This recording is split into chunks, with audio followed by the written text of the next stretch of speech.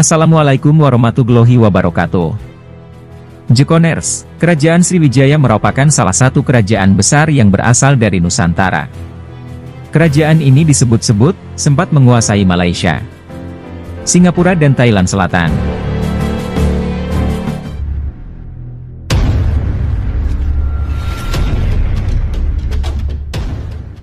Kerajaan Sriwijaya adalah kerajaan bercorak Buddha. Pada masanya, kerajaan maritim ini banyak memberi pengaruh di Nusantara. Nama Sriwijaya diambil dari bahasa Sanskerta, yaitu dari kata Sri yang berarti cahaya dan Wijaya yang artinya kemenangan. Jadi, arti namanya adalah kemenangan yang gemilang. Sebagai negara maritim, berdirinya kerajaan Sriwijaya kemudian memberikan pengaruh besar di Nusantara. Kerajaan Sriwijaya diketahui berdiri pada abad ke-7 Masehi dan pendirinya disebut Dapunta Hyang Srijayanasa.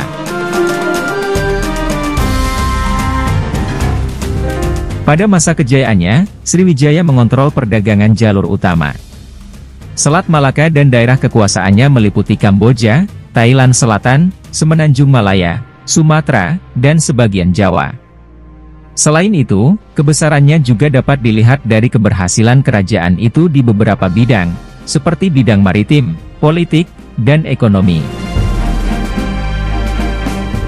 Historiografi Sriwijaya diperoleh dan disusun dari dua macam sumber utama, catatan sejarah Tiongkok dan sejumlah prasasti batu Asia Tenggara yang telah ditemukan dan diterjemahkan. Belum banyak bukti fisik mengenai Sriwijaya yang dapat ditemukan. Tidak terdapat catatan lebih lanjut mengenai Sriwijaya dalam sejarah Indonesia, masa lalunya yang terlupakan dibentuk kembali oleh sarjana asing. Masa kerajaan Sriwijaya Raja Balaputradewa dianggap sebagai raja yang membawa Sriwijaya ke puncak kegemilangannya pada abad ke-8 dan ke-9 Masehi. Namun, pada dasarnya, kerajaan ini mengalami masa kekuasaan yang gemilang sampai ke generasi Sri Marawijaya. Hal itu disebabkan raja-raja setelah Sri Marawijaya sudah disibukkan dengan peperangan melawan Jawa pada 922 Masehi dan 1016 Mamese.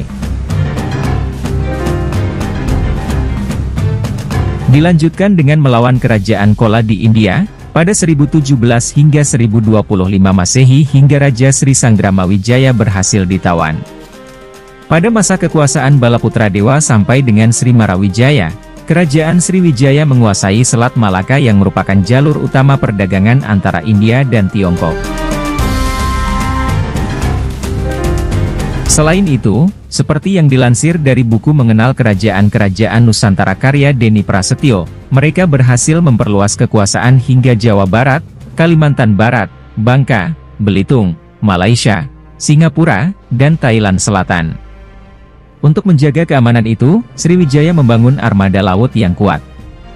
Sehingga kapal-kapal asing yang ingin berdagang di Sriwijaya merasa aman dari gangguan perompak. Hingga lambat laun, Sriwijaya berkembang menjadi negara maritim yang kuat. Pusat kerajaan Sriwijaya, letak pasti kerajaan ini masih banyak diperdebatkan. Namun, pendapat yang cukup populer adalah yang dikemukakan oleh Gecoedes pada tahun 1918 Masehi bahwa pusat Sriwijaya ada di Palembang. Sampai dengan saat ini, Palembang masih dianggap sebagai pusat Sriwijaya. Beberapa ahli berkesimpulan bahwa Sriwijaya yang bercorak maritim memiliki kebiasaan untuk berpindah-pindah pusat kekuasaan. Sebab para ahli ada yang menyimpulkan bahwa Sriwijaya berpusat di Kedah, kemudian Muara Takus, hingga menyebut kota Jambi. Keruntuhan kerajaan Sriwijaya disebabkan oleh beberapa faktor, antara lain 1. Raja yang tidak dapat memimpin dengan baik. Penyebab runtuhnya kerajaan Sriwijaya yang pertama adalah karena setelah Raja Balaputradewa tidak ada raja lain yang mampu memimpin dengan baik. Setelah wafatnya Raja Balaputradewa pada 835 M, kerajaan Sriwijaya hampir tidak menemukan lagi sosok raja yang mampu memimpin kerajaan tersebut dengan adil dan juga bijaksana. Penyebab ini secara perlahan-lahan menyebabkan turunnya kepercayaan masyarakat terhadap suatu kepemimpinan raja yang saat itu berkuasa, ditambah lagi adanya faktor atau kejadian lain seperti serangan dari kerajaan lain serta terjadi suatu pemberontakan menyebabkan kerajaan Sriwijaya semakin terpuruk. 2. Jauhnya letak kota Palembang dari lautan. Selain karena faktor internal kerajaan, faktor letak kota Palembang yang semakin menjauh dari Laut Juak menjadi penyebab berikutnya. Adanya proses pengendapan lumpur yang terjadi di muara Sungai Musi, menyebabkan proses pendangkalan dasar sungai pada Sungai Musi semakin cepat. Sungai Musi yang dangkal menyebabkan kapal-kapal dagang yang beraktivitas tidak bisa lagi singgah untuk melakukan transaksi ataupun kegiatan perdagangan di pusat kota. Hal ini membuat pendapatan dari kerajaan Sriwijaya menjadi sangat menurun. Padahal, pendapatan dari pajak pedagang yang bertransaksi di pusat kota merupakan sumber pendapatan paling besar bagi kerajaan Sriwijaya, dengan dana tersebut digunakan untuk menjalankan roda pemerintahan pada saat itu. 3. Kurangnya aktivitas perdagangan. Penyebab runtuhnya kerajaan Sriwijaya selanjutnya adalah karena kurangnya aktivitas kapal dagang yang singgah sehingga membuat perekonomian kerajaan kian menurun dan membuat kesejahteraan masyarakat juga kian terpuruk yang mempengaruhi hampir semua sektor kerajaan. Hal ini disebabkan oleh semakin jauhnya kota Palembang dari posisi laut yang menyebabkan daerah tersebut menjadi tidak strategis lagi. Hal ini sangat berdampak bagi runtuhnya kerajaan Sriwijaya, di mana karena adanya faktor ini kegiatan perdagangan berkurang serta pendapatan kerajaan dari hasil pajak menjadi turun ataupun berkurang. 4. Sektor militer melemah. Penyebab runtuhnya kerajaan Sriwijaya yang berikutnya adalah karena melemahnya kekuatan kerajaan Sriwijaya di sektor militer. Lemahnya sektor militer ini diakibatkan karena adanya konflik faktor internal dalam kerajaan Sriwijaya. Melemahnya kekuatan militer ini membuat banyak wilayah yang telah ditaklukkan, satu persatu melepaskan diri. Melemahnya militer kerajaan juga membuat kerajaan lain berani untuk menyerang kerajaan Sriwijaya hingga membuat mereka semakin melemah. 5. Banyak wilayah kekuasaan melepaskan diri. Banyaknya wilayah kekuasaan yang melepaskan diri menjadi penyebab runtuhnya kerajaan Sriwijaya yang selanjutnya. Selain karena melemahnya militer, faktor lainnya adalah banyaknya wilayah kekuasaan dari kerajaan Sriwijaya yang melepaskan diri akibat dari lemahnya perekonomian yang disebabkan oleh menipisnya pendapatan dari pajak serta kurang baiknya pemimpin dari kerajaan Sriwijaya. Selain itu, kekuatan militer serta kontrol dari kerajaan sangatlah lemah sehingga wilayah-wilayah yang pada asalnya merupakan taklukan kerajaan Sriwijaya bergerak dan menjadi kerajaan sendiri. Salah satu kerajaan dari salah satu wilayah kerajaan Sriwijaya yang melepaskan diri yaitu Jambi, Kelantan, Pahang, serta Sunda. Hal itu membuat keadaan ekonomi kerajaan Sriwijaya menjadi semakin parah, di mana biasanya kerajaan-kerajaan tersebut memberikan setoran pajak. Setelah melepaskan diri, setoran pajak tersebut tidak didapatkan lagi oleh kerajaan Sriwijaya. 6. Pesatnya perkembangan agama Islam. Penyebab runtuhnya kerajaan Sriwijaya yang selanjutnya adalah karena pesatnya perkembangan agama Islam. Pesatnya perkembangan agama Islam terjadi di abad 12 Masehi. Saat itu pengaruh Islam semakin lama semakin berkembang di Nusantara. Pada abad 12 Masehi tersebut juga terdapat kerajaan bercorak Islam seperti Kerajaan Aceh, Samudra Pasai, dan Malaka. Kerajaan-kerajaan tersebut sudah mulai menguasai sebagian wilayah dari kerajaan Sriwijaya. Hal inilah yang semakin membuat kerajaan Sriwijaya semakin tak berdaya hingga akhirnya runtuh.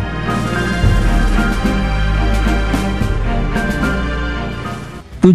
Adanya serangan dari kerajaan lain. Penyebab runtuhnya kerajaan Sriwijaya yang terakhir adalah karena adanya serangan-serangan dari kerajaan lain yang berada di sekitar kerajaan Sriwijaya itu sendiri. Salah satu kerajaan yang menyerang kerajaan Sriwijaya terjadi pada tahun 992 Masehi yaitu dari kerajaan Medang dan banyak lagi serangan lainnya. Puncaknya adalah pada 1377 M, yaitu saat adanya serangan dan pendudukan yang dilakukan oleh Kerajaan Majapahit atas seluruh wilayah Kerajaan Sriwijaya, di mana serangan yang saat itu dipimpin oleh Aditya Warman dilakukan atas perintah dari Gajah Mada dalam upaya untuk mewujudkan kesatuan dari Nusantara. Bukti-bukti peninggalan atau prasasti Kerajaan Sriwijaya yang belum diketahui oleh orang banyak. 1. Prasasti Kedukan Bukit. Ditemukan di tepi Sungai Batang, Kedukan Bukit, Kota Palembang. Pada prasasti peninggalan Kerajaan Sriwijaya itu terdapat angka tahun yakni 686 Masehi yang ditulis menggunakan huruf Pallawa dan bahasa Sanskerta. Di dalam prasasti Kedukan Bukit berisi ungkapan mengenai Dapuntahiang yang menaiki perahu dan mengisahkan mengenai kemenangan Sriwijaya. 2. Prasasti Kota Kapur ditemukan di Pulau Bangka sebelah barat yang isinya mengenai kutukan untuk orang yang berani melanggar perintah dari Raja Sriwijaya. 3. Prasasti Telaga Batu. Prasasti ditemukan di kolam Telaga Iru, Kecamatan Ilir Timur, Kota Palembang. Di dalam prasasti Telaga Batu berisi tentang kutukan untuk orang-orang jahat yang berada di wilayah Kerajaan Sriwijaya. 4. Prasasti Karang Berahi ditemukan di Desa Karang Berahi, Merangin, Jambi. Di dalam prasasti Karang Berahi isinya mengenai kutukan untuk orang-orang jahat yang tidak setia terhadap Raja Sriwijaya. 5. Prasasti Palas Pasemah peninggalan Kerajaan Sriwijaya yang kelima ini yaitu Prasasti Palas Pasemah. Prasasti tersebut ditemukan di pinggir rawa Desa Palas Pasemah, Lampung Selatan. Di dalam prasasti Palas Pasemah berhuruf Pallawa dan berbahasa Melayu kuno yang isinya mengenai kutukan untuk orang-orang jahat yang tidak setia terhadap Raja Sriwijaya. 6. Prasasti Talang Tuo berisi mengenai doa Buddha Mahayana dan kisahnya mengenai pembangunan taman dari Srijaya Nasa. 7. Prasasti Hujung Langit ditemukan di Desa Hau Kuning, Lampung. Di dalam prasasti Hujung Langit terdapat sebuah angka tahun yakni 997 Masehi. 8. Prasasti Ligor ditemukan di wilayah Thailand sebelah selatan oleh seorang bernama Nahon Sitamarat. Di dalam prasasti Ligor berisi mengenai kisah seorang Raja Sriwijaya yang membangun Tisamaya Caitya untuk Karaja. 9. Prasasti Leiden, di dalam prasasti ini tertulis bahasa Sanskerta pada lempengan tembaganya. Serta tertulis bahasa Tamil dalam prasasti peninggalan Kerajaan Sriwijaya tersebut yang mengisahkan mengenai hubungan dinasti Kola terhadap dinasti Shailendra dari Sriwijaya. 10. Candi Muara Takus ditemukan di Desa Muara Takus, Kabupaten Kampar, Provinsi Riau. Candi Muara Takus mempunyai corak Buddha yang khas dengan beberapa susunan stupa. Di dalam halaman candi ini pun terdapat candi dengan nama Candi Bungsu, Candi Sulung, Stupa Palangka, dan Stupa Mahligai. Demikianlah sejarah singkat berdirinya Kerajaan Sriwijaya dan bukti-bukti peninggalannya. Semoga video ini bermanfaat dan dapat memberikan wawasan baru serta menghibur Jekoners. Terima kasih. Wassalamualaikum warahmatullahi wabarakatuh.